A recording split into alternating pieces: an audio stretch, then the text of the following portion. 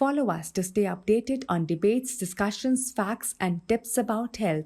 Click on the subscribe button and the bell icon for latest updates.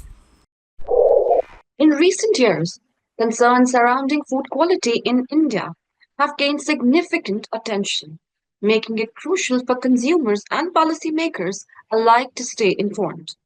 With evolving agricultural practices, food processing techniques, and regulatory measures, the landscape of food safety and nutrition is continuously shifting. Ensuring access to high quality, unadulterated food is not just about consumer preference, it plays a vital role in public health, economic growth, and overall well being.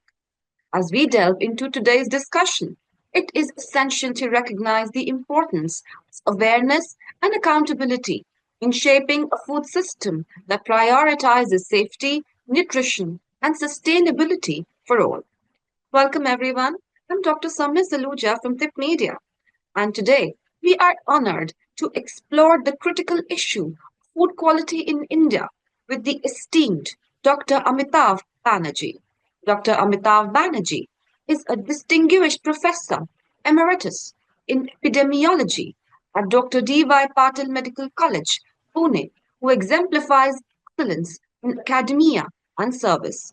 Sir's illustrious career spans decades of impactful contributions to the Indian Armed Forces and academic institutions.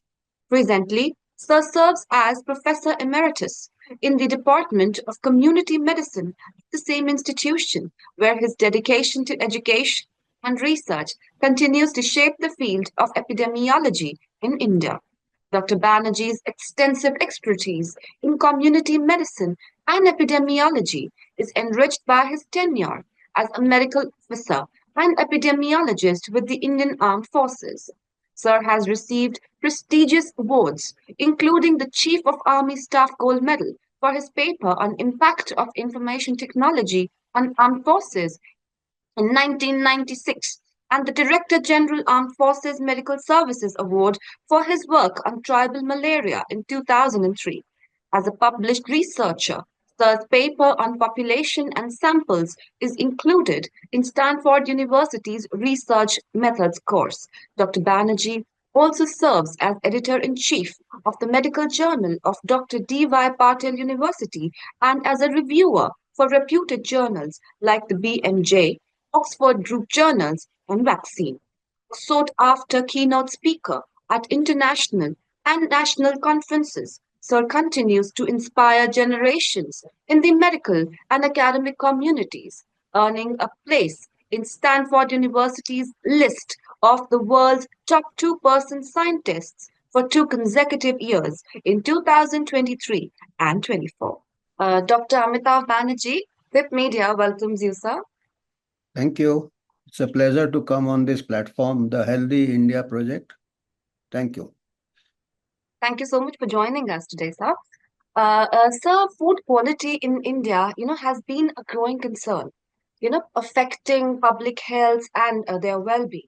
So, despite advancements and regulations, many remain apprehensive about, let's say, safety, adulteration, and even nutrition.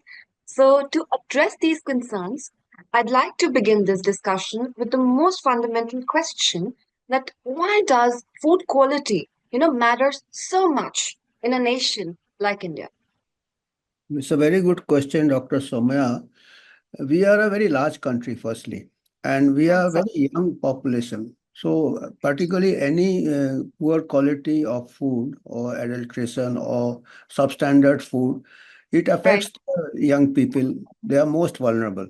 So on one hand, we have got a large burden of malnourishment in young children. And on the other hand, we are having the other end of the spectrum also. The middle class, they are getting obese. They are having other unhealthy foods. So it affects both undernutrition as well as towards obesity and lifestyle. So it's an important topic. Okay, right, sir. And like you just mentioned, that we have a societal imbalance, with the middle class taking all the unhealthy aspect of the food, and the ones they are actually deprived of the basic nutrition is a major reason for that. Apart from this, sir, could you help us understand the key factors that would affect food quality in India? Food quality, of course, for the poor, it is the Mhm. poverty. And Yes, the compounded with the poverty is they take the cues from the middle class, from the affluent. They may, right, they may have the money and they may go for unhealthy foods because right, they are working with the middle class as maids, as the helpers, and the advertisements in the media. So right, they go for highly unhealthy food even if they have money. So that right, is it is a trickle down effect, and right. so that affects their health also, and that again takes away from nutritious food for the Aspect of young the children, poor children. Okay, right, sir. And what would you say are the current food laws and regulations, governing food quality in India? We had started this regulations in 1954, Right, and it was the Prevention of Food Adulteration Act. So they had right, a central food authority, the state food labs, state food authority, the food inspectors, and it right. was found they have done some studies. I think Banaras and the university did that. It didn't have the impact because there were inadequate number of food inspectors. And it was more of a controlling thing. So in Okay, 2006, they amended it to the Food Safety and Standards Act of India, FSSAI. That was yes, in 2006, and that came in effect from 2011, I think. So it okay, sir. had actually it combined all the different acts with regarded to Right, food quality, because okay, earlier there were a number of acts for say edible oil separate, for meat products separate, for and now they have just one act, FSAAI, and which includes the health foods also and nutraceuticals like okay, chocolate drink and other things which they claim is good for health as healthy foods. So many right, of sir. them come under the scanner after this Okay, act. They were okay, promoted it as health foods, and it was found to be not exactly as healthy as they claim to be, with a very high okay, sugar content and other things. These acts is there. It's a central body, and then they have the state food commissioner at the state level. At the okay, central level is the FSSA chairperson, who is, I think, secretary, IS Ministry of Health. And then they have got eight expert committees, scientific okay, committees. They have got eight right, sir. scientific committees. They have representatives from the food industry also. Okay, sir. Oh. Right. So, And they have redesignated the food inspectors as, I think, safety officers, food safety officers. right, And sir. they want to encourage the manufacturers themselves to self-regulate the quality. So Okay. that is asking for too much. Okay, right. So I think we have an entire network under this FSSAI Act of Yeah, yeah, 2006. Right, sir. Now, you've just mentioned about that this act includes everything, then I'm sure it might be having something for food adulteration. So now yeah. coming on to the impact of the adulterated part of the food quality, that why food quality is so important. Right, so how does food adulteration impact the quality of foods? It would adversely affect the nutritive value of food. Like the Right, sir. most basic is from the village dudwala must be Yes, sir. adding water. So you are Yes, getting sir. less nutrition. So that will Yes, sir. lead to malnutrition. Sometimes it Yes, may be hazardous also. Suppose yes, if sir. the dudwala adds dirty water, it can cause Yes, infections. So if it is right, sir. clean water, well and good. But Mhm. if it is clean water, it will only affect the nutrition. If it is dirty water, it may cause infectious disease. Right, sir. Then it may be sometimes the adulteration may lead to some serious health effects. Right, Sometimes, sir. like in some parts of earlier, we had argemone poisoning, argemone oil, mustard oil mixing. It can cause epidemic dropsy or edema, cardiac failure, swelling Right, of sir. legs. So that can be dangerous. Then another, in some very poor parts of Madhya Pradesh, that is Riva, there is a pulse that is called kesari dal, which Okay, looks sir. just like your tur dal, arhar dal, Okay. and they just look alike. Sometimes it Mhm. may get mixed by. deliberate adulteration, and it can cause paralysis of the lower limbs. Very. Right. So Okay. these can be dangerous. Adulteration can be both ways. Either it may be dangerous because of these some toxins, Yes, and sir. it may be in the short term, maybe it may introduce some infection or some adverse toxins in the short term, or in the Right. long run, it may have certain long-term health effects, which we may not be very sure immediately, like Right, sir. adding some colors to make the jalebis and the mithai attractive. Right, sir. So that Right. can have long-term effects. So it can. Yeah, it can be very, very hazardous. Right, sir. And so, like you just mentioned, that food adulteration actually begins at a very primitive level. It can begin from a basic dudwala to, let's say, a big mithai shop with the cooking jalebi with a lot of color additives. Right, sir. So, what are the major challenges, we can encounter, or the government, let's say, can encounter in ensuring food quality in rural and urban India? It's a very difficult task, being a very Right, sir. large country, and Right, we sir. don't have the adequate human resource Right, sir. to check. I think more than one food inspector for more than a lakh population. That is something the Right, sir. ratio can be very difficult, Yes. and most difficult for. And then we may don't have the testing facilities also. Right. And then the execution of penalty that also gets delayed. The Right. consumer courts and all take a lot of time, and the only way out would be to create general awareness among the Right. people and people's participation, because in under the FSAI Act there are Right. certain voluntary organizations, food organizations, that Right. is called, I think, voluntary consumer organization. So Right. the general, the people, the Mm. common citizen can approach them if they can get the food tested. They can, if Right. they have any suspicion of the quality, and through them they can approach the food lab, and the money also is reimbursed. The any charges for the testing also may be free of cost from this Okay. government food labs. So Right. they are all over the country. There are voluntary consumer organizations which Right, sir. can, yeah. So this is the way forward, actually. Okay. And like you just mentioned that, India has got a very vast population. So it becomes very difficult for even for the government agencies to address the issues, you know. I'm going to shift from the government agencies part to the part a consumer, a normal person or an individual could play, in terms of preventing themselves from these issues of or fighting, or let's say fighting with the government for this food quality in India. So, how would you say that food labeling play a role, in affecting consumer awareness and food quality? Food labeling makes, I think, it's a good in principle, but Right, sir. in practice, very few people read everything on the label. Right, And right, sir. as on today, the label is on the back side of the cover, and it is Absolutely. in small print. Right, And sir. even people who see, they just see the expiry date and they are happy. Right, sir. So they don't see the ingredients, because that's a bigger challenge, particularly with packaged food, because Right, sir. almost all the packaged foods are ultra processed foods. So that is the bigger Right, sir. challenge. And the Right, sir. labeling is on the backside. And many people may not understand the implications of the ingredients. There may be Right, number of sir. ingredients and very small print.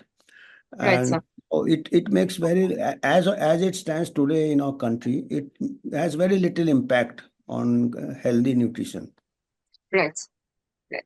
And you've just mentioned about the FSSAI Act or Regulation of 2006. You said that it plays a very important role in monitoring food quality in India. So, how would you compare, the food safety standards in India with those, with those, let's say, let's say, the international food quality standards?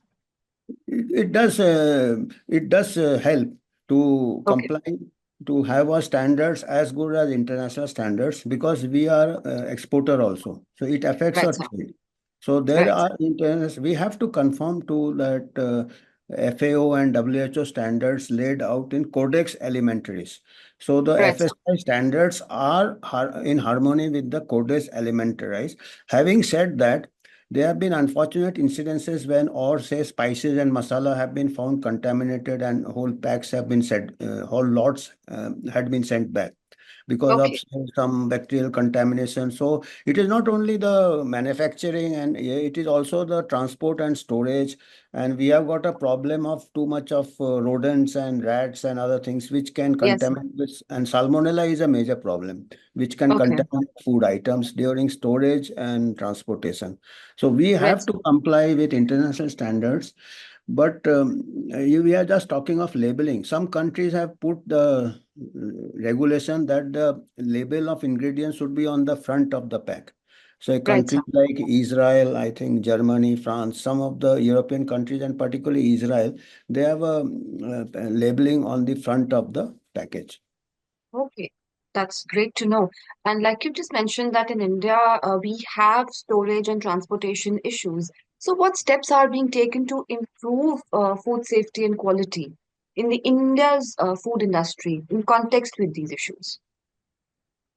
Logistics problems are there. We have to Okay, have a good, like I think we can take some lessons from the armed forces. I mean, I was in the armed forces, so I have a little. right, sir. We have a whole supply corps, Right, ordnance corps, who manage this logistics. We are supplying food to remote areas, troops in right, Ladakh, sir. in Kashmir, in Northeast. So Right, that, and then we have got the health officers, like I was also to continuously monitor the storage and by regular inspections. So I think they can employ some retired armed forces officers who have worked in the logistics like supply, absolutely, absolutely. and they Right, handle large amounts of transport and storage. right. So basically, regular monitoring and inspection is the key in Yeah, terms of you have to storage. have a whole, that is a, there is a protocol in food safety which is known as HACCP, Hazard Analysis and Critical Control Points. So you Right, have sir. to just see right from the field, from the Right, agriculture where the food is collected, the raw material, how it comes to the processing unit, how it is, then different steps of processing it, and then storage and transportation. And at each, you have to identify the critical points where something can go wrong. Like wrong. Murphy's law, if anything has to go wrong, it can go wrong. So you have to envisage at which place the critical points, hazard analysis, and at that critical points, you try to plug the loopholes. So Right, it's a sir. very, it should have, it's a very systematic process. And if it implies, Right, it's sort of a checklist, like you have a checklist that these are the checklists. These temperatures have to, whether these temperatures attained for cooking or for even for storing or refrigeration, and what is the gap, say maybe some electricity failure or in the cold chain. So it's a right, very sir. uh, It's a very, very, I would say it's a very systematic process where you systematic need. and a scientific and a very logical flow. Okay, great, sir. And now coming on to something that we've been working for a very long time is health literacy.